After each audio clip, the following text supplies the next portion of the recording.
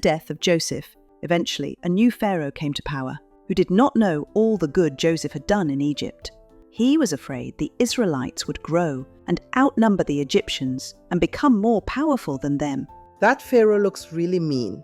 He made them work very hard and eventually turned them into slaves. Life became very hard, but the Israelites still grew in number. So Pharaoh gave a terrible order. All Israelite baby boys must be thrown into the Nile River. Wait, this is where baby Moses comes. One Israelite mother had great faith and hid her baby as long as she could. Then she made a basket from reeds and waterproofed it with tar, then placed her baby inside, setting the basket gently on the river. That must have been so hard for Moses' mummy. Miriam, Moses' sister, stayed close by to watch. Shortly after Pharaoh's daughter found the baby, she realized it was an Israelite baby and felt sorry for him, so decided to take care of him. Wow, God was taking care of Moses already. That's right, Jacob. God is taking care of us before we are even born. Miriam stepped forward and asked Pharaoh's daughter, "Would you like me to find someone to look after the child for you?" Pharaoh's daughter agreed, and so quickly went to get her mother, Jochebed.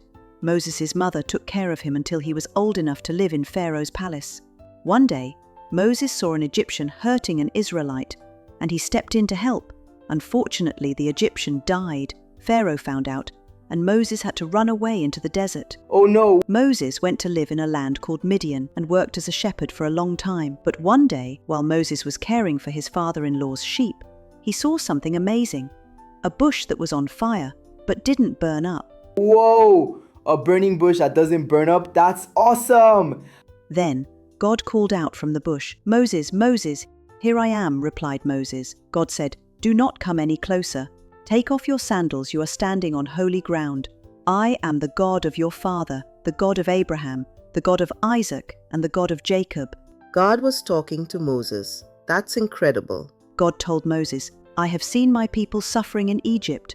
I have heard their cries. I will send you to Pharaoh to bring my people out of Egypt to their own land, flowing with milk and honey. Please choose someone else," pleaded Moses. "No one will believe me. I can't even speak properly. They will ask, 'What is your name?'" God replied, "I am who I am. Tell them I am sent me to you. Bring your brother Aaron with you, and go with him to tell Pharaoh to let my people go." Even though Moses was nervous, he obeyed God and went back to Egypt to speak to Pharaoh. I bet Moses was really scared, but he still did what God asked. When Moses and Aaron reached Pharaoh's palace, they bravely said, "This is what the Lord God of Israel says, 'Let my people go.'" Go, Moses. He's being so brave for God's people. But Pharaoh did not believe in God and said, "No," and made life even harder for the Israelites. Oh no, but God is going to help, right? God promised Moses that he would show Pharaoh his mighty power. Moses trusted God. God always keeps his promises. Thanks for joining us.